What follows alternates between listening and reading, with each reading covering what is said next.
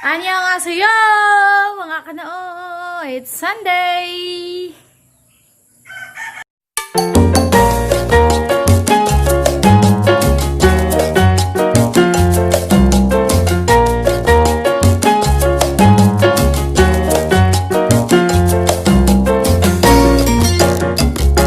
At dahil ngayon ay Sunday, we are going to have nilagang baka.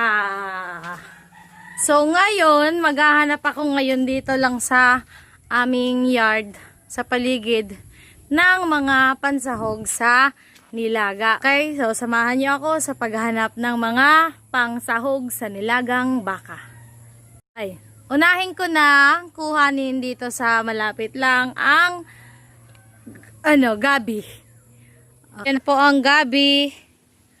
Ayan, sana mayroon na siyang laman na pwedeng isahog sa nilaga. Ganito ma.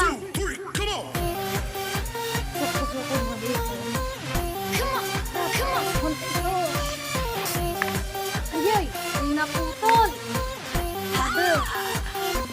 Wow! It's a very big lalaman ng gabi. So, sobra-sobra naman yata itong pangsahog natin. Tingnan natin kung meron pa. 1, 2, 3, come on! Pwede pa to? So, ayan. Gabi. Tingnan natin kung meron pa dito. Wow! Meron ulit. Okay, so meron na tayong gabing pangsahog sa nilagang baka. Dalawa na yan. Next, nakukuhanin natin ay ano pa bang nandito na pwedeng isahog? Kuha tayo ng tanlad. Lemongrass. Let's go! Okay, next na kukuhanin natin ay tanlad. Ayan po ang tanlad namin. Sa likod lang ng bahay. Tanlad. Okay, kukuha na po tayo ng another sahog sa nilaga. Tanlad. Ang pagkuha nito ay napakasimple lang. Isopin mo lang mga pero nga naman. Isa lang. Mga isa lang. Ito.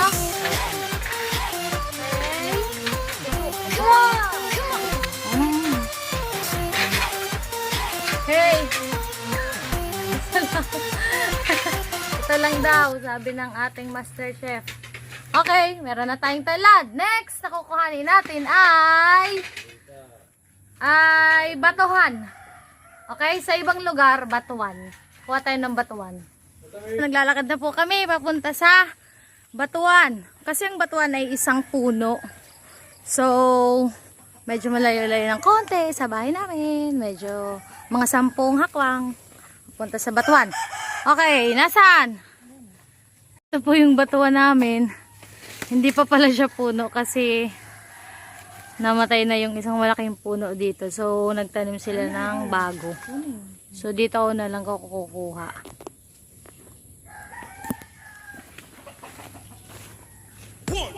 Okay, so ito, nandito na po tayo sa batuan. Maghahanap tayo ng medyo mura pang dahon. Pwede na to? Pwede na, pwede ko lang. Kasi binagyo to, kaya natumba yung malaki namin dito. Madami. Madami. Kasi pampaasim. Baka. Okay. Pwede na to? Pwede na to. Sabi ng akin. Mother na master chef. Okay. Tama na to. One. Okay. So kahit papano ako ay nakatulong na sa pagluluto dito sa amin. Dahil hindi ako masyadong marunong magluto. So ang ginawa ko na lang, ako ang nagkuha ng mga pang sahog. So nakakuha ako ng gabi. Nakakuha rin ako ng tanlad. Nakakuha rin ako ng batuan. So mamaya pa din tayong kumain. Tingnan natin kung naluluto na ang nilaga. Tingnan natin kung pwede nang lagyan. Wow!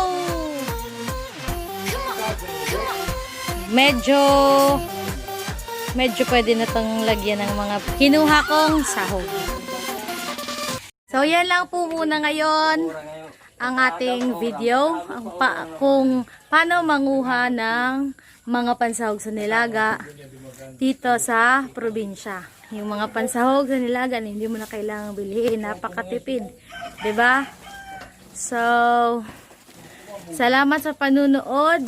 Don't forget to subscribe sa aking channel. Thank you for watching!